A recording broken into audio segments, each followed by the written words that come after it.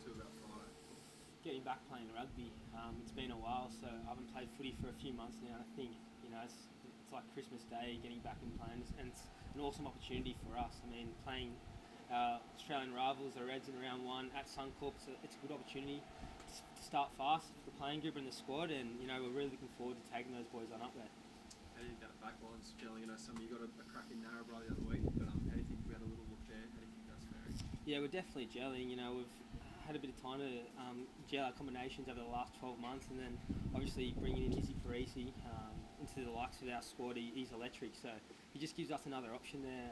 His ball carrying and his aggression. So obviously players like Joey Walden and Tepai Morel, we've really had 12 months now to really work on our relationship, and Jake Gordon as well. I spent a lot of time with him in the Wallabies camp as well. So I'm really looking forward to seeing our backline gel, and I know the piggies up front will give us that clean ball that we need to use it. Do you think Parisi's better suited in the centres or in the wing? I know he's sort of fluctuated between both at various times. Yeah, he sort of spent most of his time here playing 13 and wing. He's one of those natural footballers where you can play him really anywhere, and you get the ball to him early enough, he'll do something with it. So, I mean, you see him in either that 13 or 14 or off the bench this week. So, he's really gelled in the squad quickly. He's a really good fella, and the boys really got around him. So, I'm really excited to see him on Friday night. Will Harrison, the bloke from 2020 made his debut, and then goal kicking the Primo, etc., etc. What are we going to see from Will Harrison in 2021, second year? Yeah, I think that my main role and goal for this year is just to be consistent and have a consistent influence on the group and the playing squad. I've definitely stepped up this year in terms of my leadership and having a year to really know what Super Rugby's like and how to control a team. I think that's what I really want to do well this year. Just do my job really well, and hopefully that will influence a football team, and we'll get lots of wins from that. Any experience training with the Wallabies for a couple of months, a few months really?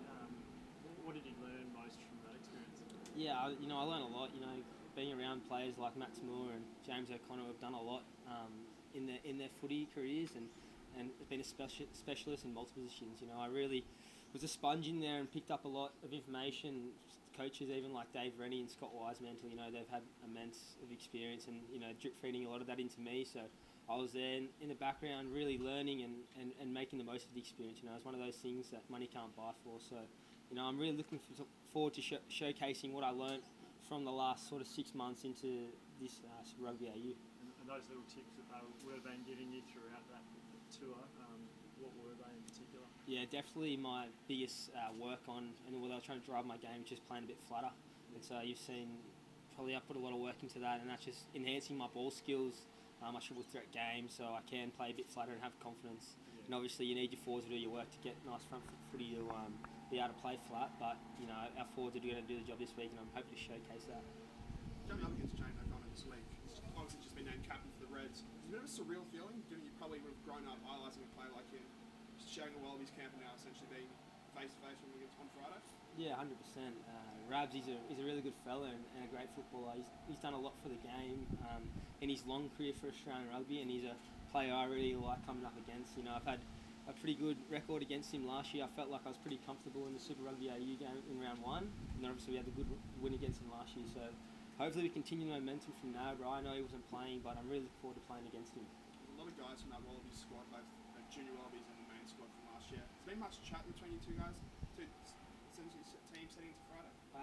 Hasn't been much chat, to be honest, mate. There's been a lot of banter, during camps and stuff, but they're all good fellas, all good rugby players, so we're just looking forward to taking it out on the field and having a bit of banter out there. I'm sure there'll be a lot of talking, especially from Harry Wilson. It's a bit of chirper. Is the rivalry real? New South Wales, Queensland, no, we like to beat it up, but is there anyone in here who's revving you guys up this week in particular to make this week, more of a state of origin feel, if you will, if you want to put it that much? I think last year you definitely see a lift in intensity from the boys.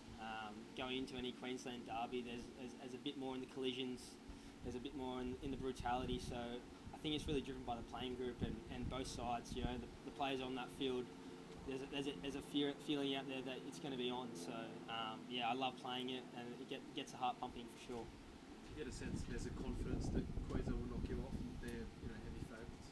Yeah, I think so. There's been all the talk's been on them how they're the favourites for the comp this year, and they're going to win it. So we're just doing our work here in New South Wales. no one's really expecting much from us, but you know we're sure to put on a good performance for the state and want to do all our fans and our state really proud. So yeah. The game obviously will be on free to air for the first time in a while. Your Swan Die's been getting plenty of runs on the ads at the moment. Like how is the group feeling about that whole new broadcast deal and just like it possibly a different feel to this year? Yeah, I think it's a really cool vibe. Hey, you know, we were in Canberra for Content Day last year, and you even felt like you're a bit more professional. You know, they're doing it really well, and you're seeing the ads all over the bus signs and on TV. So rugby is getting a new life, and I'm really looking forward to being a part of that journey. You know, being a kid, you always seen it on Fox Sports, and I think you watch a lot of free-to-air footy in terms of rugby league. So I'm really looking forward to seeing rugby get a go. For the league fans who might tune in, given that there is a bit of a gap there, do you feel like there's a onus on the players to make these games like good rugby? You know what I mean, like showcase it early on rather than, because we know obviously there can be poor games, same with league, but like do you feel like it's important to start well? Yeah, I do think so, but I thought last year's Super Rugby AU competition was really well played, and it was an exciting brand of footy. You know, you saw a lot of golden point games, and this year's going to be golden try, so you'll see a lot of teams chancing their arms, and the game's getting sped up with all these new rules that are put in. So I think it's going to be really exciting, and I think as players we just got to take that on board and play our best footy. We're prepared really well, and this group I know is ready to go, so I'm looking forward to it. And that floats one more, guys. Yeah, I was going to say Ben, I believe, is injured. Dono, yeah. So that might mean Tane might have to sort of step in there if required. Like, what can you tell us about him and how he's been around since he signed that deal? Yeah, he's been really good over these last couple of months. He's really stepped up. He was sort of the only 10 in pre-season with Donna being injured and obviously me being in Wallabies camp. So I think that put a lot of pressure on him, but now it's paying dividends. He can really control the group, and the team has a lot of trust in him as a ball player. He makes really smart decisions. He's physical in his defence, and I saw in Narrabri he really controlled the team really well. So if he does get a crack, I'm sure he'll do his role really well.